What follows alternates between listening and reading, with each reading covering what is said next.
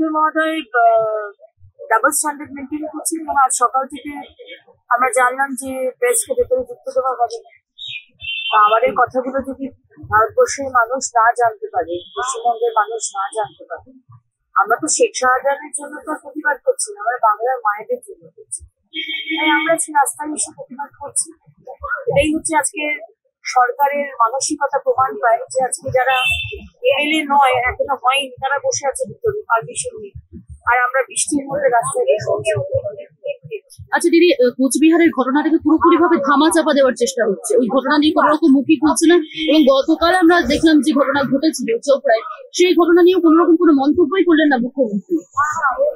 মুখ্যমন্ত্রী যখনই কোন রকম ঘটনা ঘটে, স্পেশালি মহিলাদের উপরে, বা কোন রকম কোনো আক্রমণ বা ল অ্যান্ড অর্ডার সিচুয়েশন হয়, মুখ্যমন্ত্রী কোনো স্টেটমেন্ট নেয়। আমরা আগেও দেখেছি, বরঞ্চ অন্য রাজ্যে হলে, মণিপুর বলুন, হরিয়ানা বলুন, ইউপি বলুন, তুমি কি পাচ্ছে, এখানেও আমরা তাই দেখেছি। আজকে কুচবিহারের যে ঘটনা ঘটেছে 25 তারিখ, 30 তারিখ অব্দি মমতা ব্যানার্জির পুলিশ কোনো স্টেটমেন্ট নেয়নি। আমরা 29 তারিখে গেছিলাম, আমাদের একটা টিম, সেখানে গিয়ে আমরা আন্দোলন করি, তারপর 30 তারিখে স্টেটমেন্ট নেওয়া হয়। এটা তো হয়েই চলছে।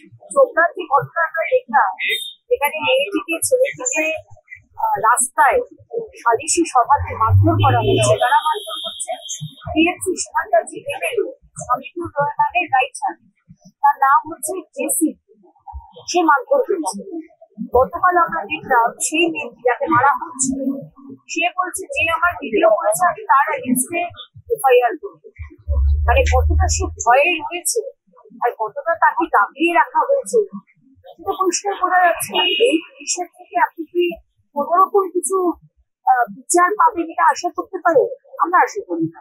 পুরোটাই কি মানে এই যে পুলিশের এই স্বতঃস্ফূর্ত যে ঘটনা দেখতে পাচ্ছি, পুরোটা কি চাপে পড়ে, বা কি আমাদের রাজ্যে কি শাহজাহান বা তাজিমুলরাই কি তাহলে তৃণমূলের ভবিষ্যৎ? আজকে তাজিমুল, শেখ শাহজাহান এবং এই ধরনের যারা পশ্চিমবঙ্গে ছড়িয়ে ছিটিয়ে রয়েছে, তারাই হচ্ছে মমতা ব্যানার্জির ভবিষ্যৎ। কারণ তিনি 30% জন্যই চিন্তা করেন, বাকি 70% জন্য তুমি চিন্তা করেন। আর তাছাড়া দেখুন, টিএমসি এমএলএ হামিদুর রহমান বলছে যে আমাদের মুসলিম রাষ্ট্র তো এরকম হয়েই থাকে। আমাদের পশ্চিমবঙ্গ তো মুসলিম রাষ্ট্র নয়, এখানে তো সারিয়াত ল এখনো শুরু হয়নি। তাহলে কোন ইতিহারে উনি কথাটা বলছেন? তার কোনো পানিশমেন্ট এখনো কি আমরা দেখলাম না? এই কথাগুলো বলছে, তার জন্য কি পার্টি থেকে কোনো স্টেপ নেওয়া হবে? কোনো স্টেপ নেওয়া হবে। পাশাপাশি তরুণীকে তিনি দুশ্চরিত্রা বলেছেন, তরুণীকেও তিনি দুশ্চরিত্রা বলেছেন। তরুণীকে দুশ্চরিত্র বলার কে? একজন মহিলা 10টা বিয়ে করবে না, একজন পুলিশ 20টা বিয়ে করবে না, তার সাথে তার অ্যাফেয়ার, এটা তো বলার ওনার কোনো অধিকার নেই। কিন্তু উনি ঘুরিয়ে ফেলছেন পশ্চিমবঙ্গকে আফগানিস্তানের মতো। এখানে সারিয়াত ল চলে, এখানে ন্যায় সংহিতা চলে, এবং ন্যায় সংহিতাতে যারা এই ধরনের কাজ করবে তাদেরকে কঠোর থেকে কঠোর পানিশমেন্ট দেওয়া হবে। আমরা সেটাই চাইছি, সিবিআই তদন্ত হোক, কঠোর থেকে কঠোর পানিশমেন্ট দেওয়া।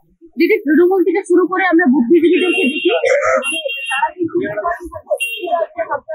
আবার উত্তরপ্রদেশে কিছু হোক, মণিপুরে হোক, গুজরাটে হোক, আবার মোমবাতি তারা ঘিরে তারা বেরোবে। কিন্তু পশ্চিমবঙ্গে মাদের বোনেদের যদি মুসলমানও হয় বা হিন্দু হয় বা বিজেপির হয়, তাহলে কিন্তু তারা বেরোবে।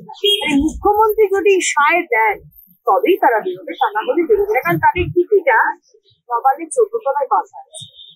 রাজ্যপালের সঙ্গে কথা হয়েছে আপনাদের? বহুবার কথা হয়েছে, এবং আমাদের শিশু নেতৃত্বের কথাই উনি আজকে গেছেন শিলিগুড়ি। উনি গিয়ে কুচবিহারি ভিক্টিমের সঙ্গে দেখা করেছেন, এবং আগামী দিনে আমরা কি করবো সেটা আলোচনার বিষয়। আমরা রাজভবনে ভিক্টিমকে নিয়ে যেতে চাই, এবং দরকার পড়লে দিল্লিতেও রাষ্ট্রপতির কাছে নিয়ে যেতে চাই। আচ্ছা দিদি, বাইরে বৃষ্টির মধ্যে এভাবেই বসেই কি ধর্ণা করবেন? হ্যাঁ, তো মায়েদের বোনেদের বিকশিত করে মানে জায়গার উপর তারা যে কষ্ট যাচ্ছে, আমাদের এই কষ্টটা কিছুই নয়। আমরা তো আছি বাংলার মানুষের কাছে কাজ করে, চলবে, গত দিনেও করেছি, আগামী দিনেও।